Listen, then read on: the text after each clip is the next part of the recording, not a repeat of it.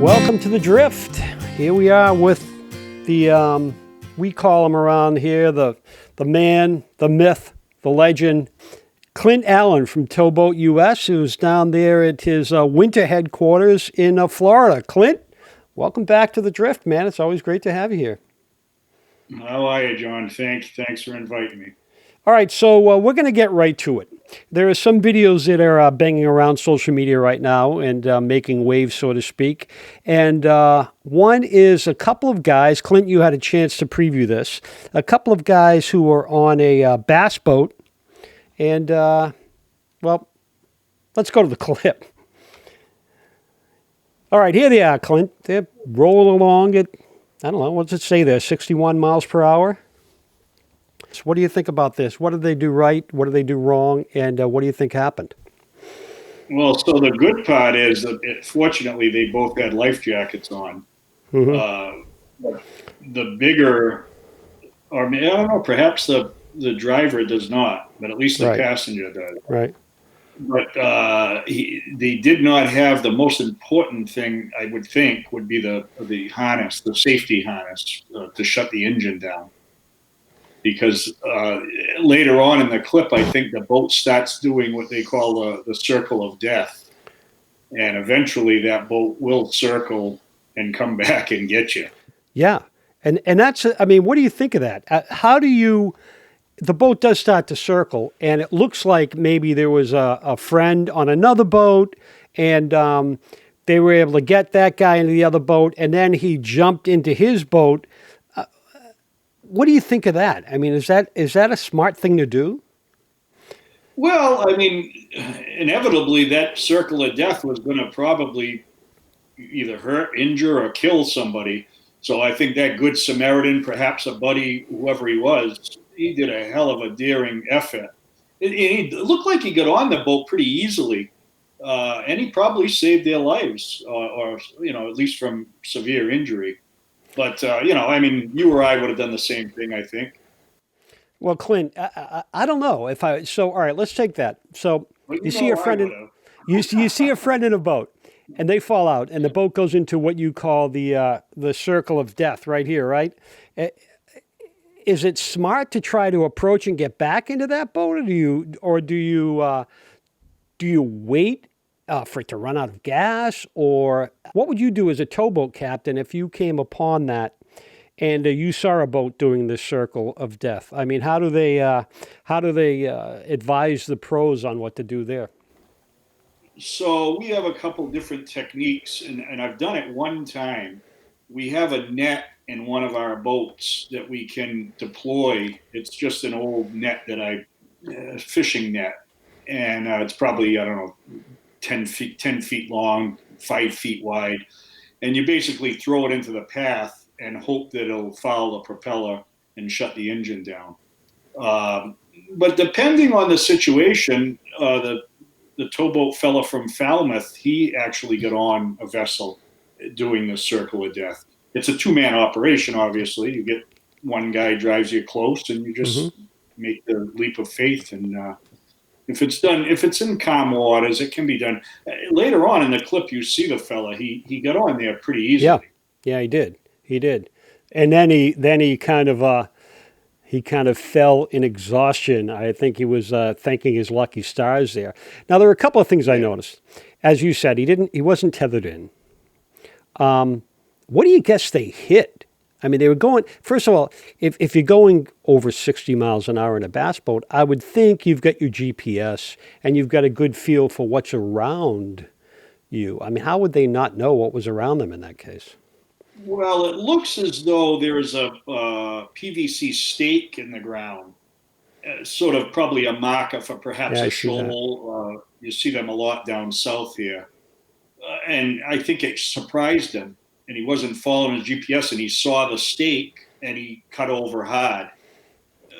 I mean, typically the boat should be able to do that. I don't know why it did what it did, but you can see the stake there as he's passing it. And that was what he made the abrupt turn to port.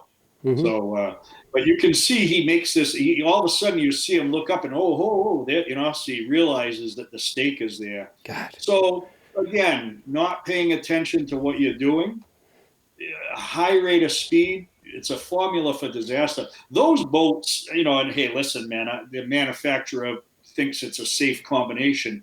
But if you've seen those bass boats, the motors are enormous on them. Yeah, they are. They're getting bigger and bigger. Yeah, it seems. Crazy. It's crazy, right? They're probably capable of going faster than he was doing, Mm-hmm. And to me, just the motors in the water, the cavitation plate, Huh? and the boat basically is like just like a racing boat. It's just too much. And in the motorcycle business, when we used to ride motorcycles, used to say, "Don't armor all your seat," right? I mean, that seat looked pretty. That seat looked pretty slick, and Yeah.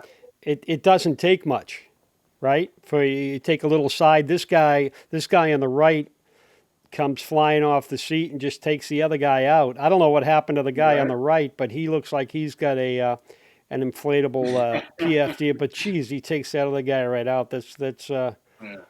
That's crazy. Now, what about now But thank God that nobody was killed. now the PFDs? You see these inflatable PFDs, and so there are two kinds, right? There are some that activate when you hit the water automatically, and there's some you have to pull, right? Right. So the ones that we wear on the towboat are they have the hydrostatic release. You Okay. can also do it manually.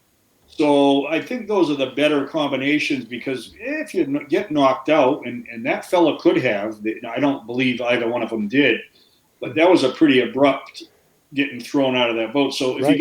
if you get unconscious, unless you have the hydrostatic release, the life jacket's really doing you no good. So Yeah, I like the hydrostatic. that's what I've thought. The pulls. I mean, because in most cases, or no, I shouldn't say most cases, but in many cases, you'll get knocked unconscious as you go over, and then that PFD is not going to do much for you, right? Right. And that's like I say, if you the hydrostatic's it's going to inflate the device, and then that's sort of a backup. If for some reason that didn't work, you can then pull the lanyard. And there's also the third method. You can actually blow into you raise the tube up from it, and you can fill it by breathing into it as well. Or Yeah, well, blowing that into it. method is probably even more challenging, right? In that you've got to be conscious and you've got to have the ability and the stamina to blow in that and inflate it, right? Right. And depending to cold water and all that, there's a ton of factors. And I'm glad that you're bringing this video up because people just don't realize that fella that's on the port side of the boat, the passenger, he's just going, trying to enjoy his day fishing, and he probably never thought that this was going to happen. Right, But he does at least have a life jacket on. Think about if he didn't, right. and And having banged yeah, his head. yeah, they could have hit heads as they went over. Well, sure, So many things sure, could have yeah, happened in that sure, situation.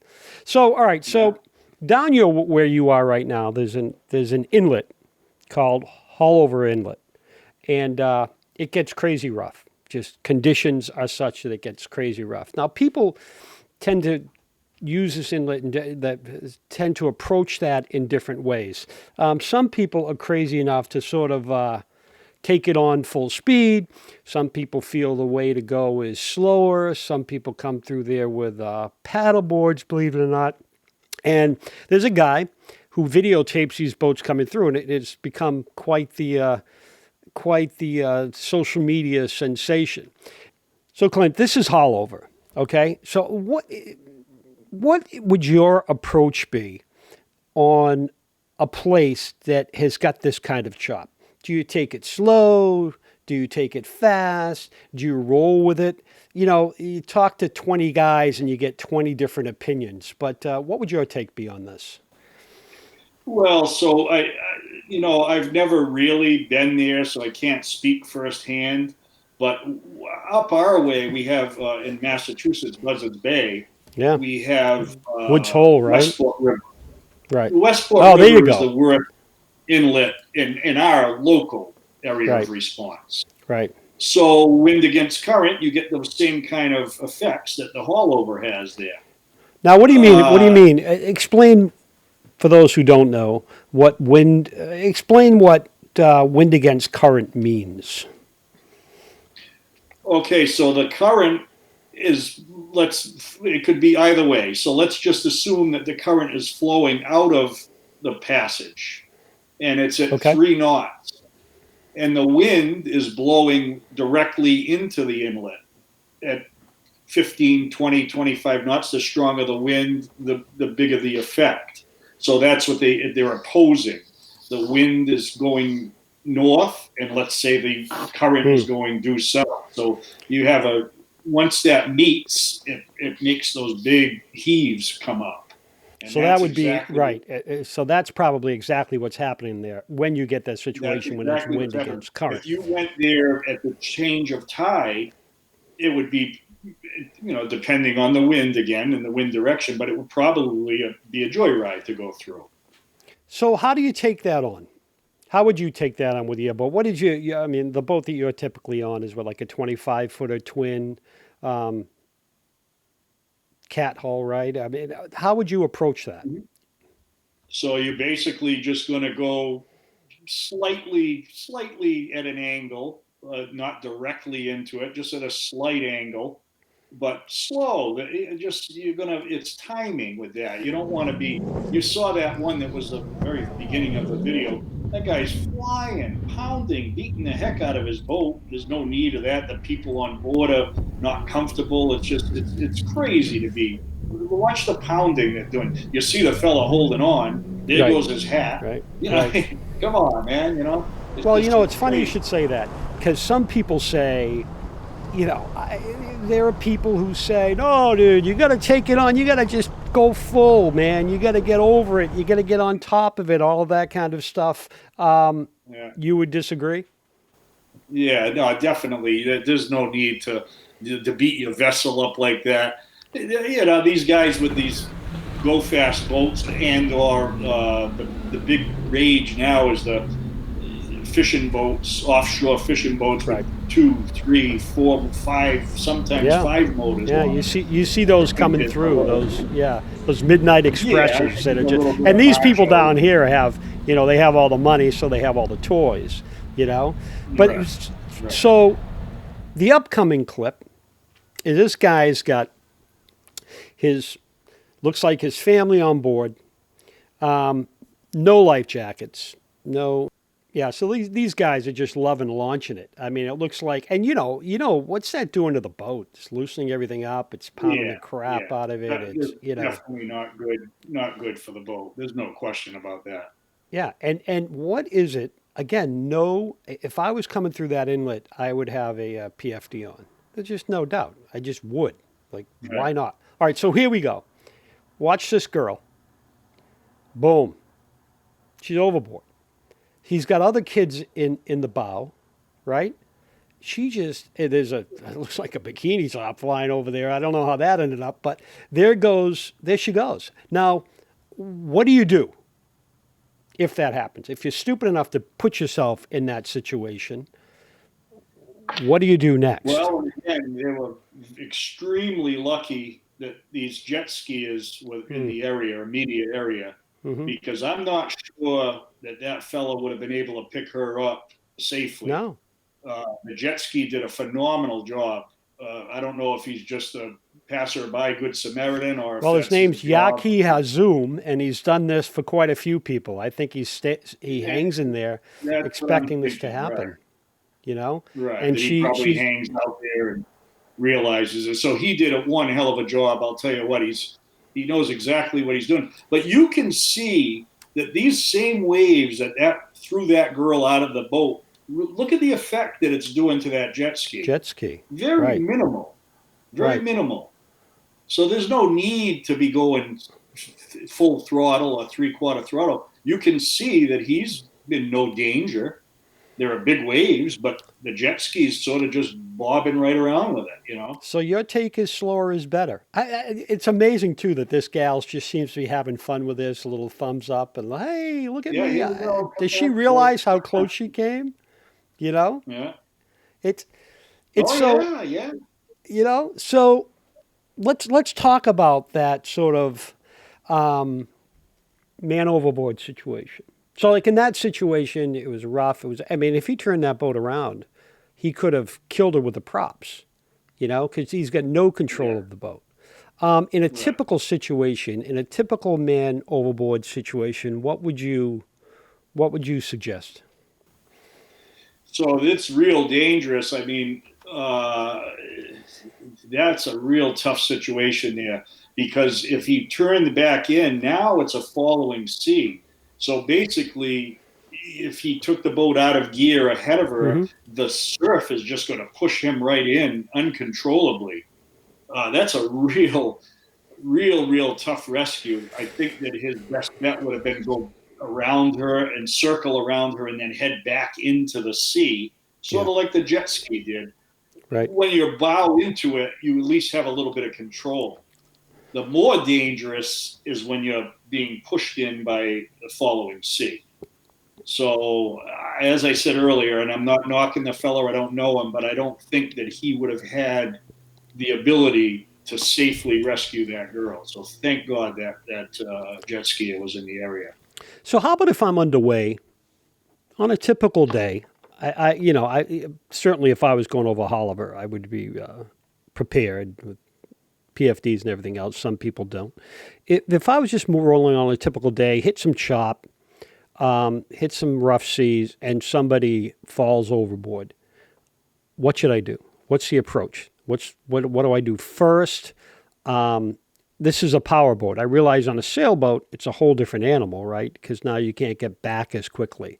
But what would you suggest in your experience? So, depending if you're alone or if you have other passengers with you, somebody's duty is to keep their eye on the person in the water and do not leave, you point at it. The real way to do it is to point That's and important. continue pointing, So get an and eye you're on them then for as somebody else in the boat gets an eye on them for as long right. as they can and just keeps Right. pointing And at they them. say to Keeps pointing. keep pointing right at the person. And again, that's if you have someone that, these things should be discussed ahead of time too, Mm, because it's too late when it happens. If it's rough and you're having trouble seeing, they say that someone in the water, basically you're looking for a coconut. Think of yeah, it, a coconut especially in a floating in the chop, water. right? Especially in a That's right. chop. So Yeah, I can it's imagine. very difficult to spot someone. So, it sounds like it's overkill, but really, when you take people that are not boaters out on the water, you should inform them where the life jackets are. Mm. An emergency, the VHF radio, a quick tutorial on how to use it. Man Hey, and why not overboard, right? same. And why not say, look, I know we're all going out for a fun day. It's sort of on the plane when they say in the unlikely event of a water landing, right? Just say, hey, if this was to happen, folks, just so you know, the life jackets are here. Right, And hey, if someone falls overboard, not that anyone is going to, I want somebody here right, just to keep pointing to them. A little yeah. safety tutorial is not a bad idea, right? And nobody does it. But Mm, should you do it? I think you should, yeah. especially with non-boaters. If you're bringing, just some guests out that have never been on a boat in their life, Hmm. those little things may, at the end of the day, be beneficial for everyone. So, Right. I don't think anything's wrong with it. But that's the proper method. You're supposed to have one person point and be in communication with the pilot of the boat or the captain of the boat. Tell them So which then the way to captain of the boat sees the person pointing just to turn around and Well, you can approach. communicate too and tell them, okay, a little bit left, a little bit left, and Hmm. you have to keep your eyes on the person because, as I said, the man that's supposed to be pointing, man or woman that's pointing, if they take their eyes off, you may not be able to find it again. So that's the proper way: is to continuously point and do not deviate from that, and then just talk to the captain and tell him left, right, or keep your eye on it. Now, powerboat. What about sailboat? So you can't turn a sailboat around that easily. What do you do in that situation? In a man overboard situation, and you're aboard a sailboat. Yeah, so the sailboat's the same way. I mean, you have to keep your eyes on the person that's overboard. There was a case out in, I think it was in Marion or Mattapoise. I think Marion, 3, 4. I lose track of time, but it was several years back, and man fell overboard, older man, and the wife did not know what to do. And the That's boat terrible. just kept sailing along. Yeah. And unfortunately, the fellow lost his life. Not her fault, but she had no idea. So again, basic boating knowledge. I can't understand how a husband and wife team. My wife, for example, can run the boat. Right. She may not be. Yeah. She may not be as good as I am at the helm, but she certainly can run the boat. Now, She can could you get make us it? back. Should you immediately make a mark on a GPS too? Should you put out a Right, distress call right. or a mayday Yeah. and say, "Look, I'm at this mark. And somebody just fell overboard at these marks." That's probably a good start, right? Right. Now, you can throw a life ring over, or anything for that matter. Think quick, anything that's near you that will float. If you get that in the water, that gives you a general idea where they're gonna drift. Just as if you threw a cooler in the water, the cooler's gonna drift. That's how the Coast Guard basically does it. The Coast Guard deploys something overboard, and then they do drift pattern searches. Whatever they throw in the water is going to drift just like a human being.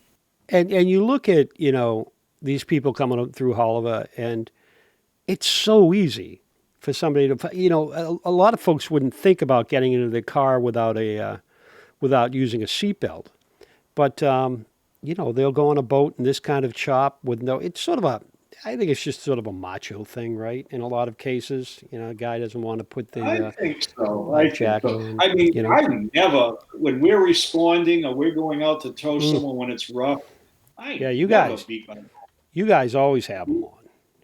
But we don't beat our boat up. I mean, I'll slow down to a rate that's going to keep the boat comfortable. We're safe. Everybody's safe on board.